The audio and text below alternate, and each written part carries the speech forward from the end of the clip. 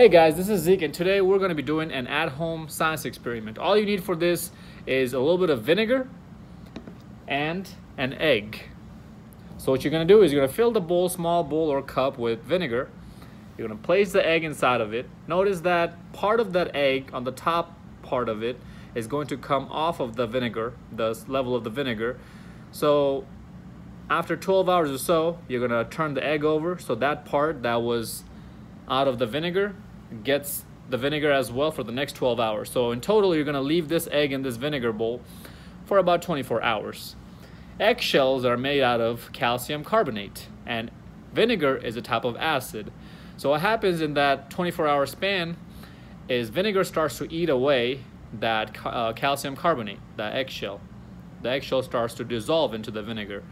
And inside of an egg, you'll notice next time you crack an egg open, there's a sticky stuff that gets left behind after you pour all the egg white and the egg yolk out of there. That sticky stuff is the membrane of the egg. After the calcium carbonate, the eggshell gets completely eaten away by the vinegar.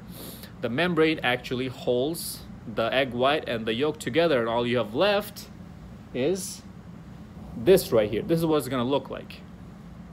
It's actually a little bit squishy. And you can also kind of bounce it around. You can drop it, it's gonna bounce around a little bit. It's not gonna break. Obviously, if you put too much pressure on it, it's gonna break. And if you notice, this membrane is actually bigger than the actual egg that you started with. What happens is when the calcium carbonate starts to get eaten away, the membrane that's inside of that egg actually expands while holding the egg yolk and the egg white together. Pretty cool stuff, huh? It's kind of like a magic trick. So try it out at home, see if you like it, show it to your friends, and thanks for watching.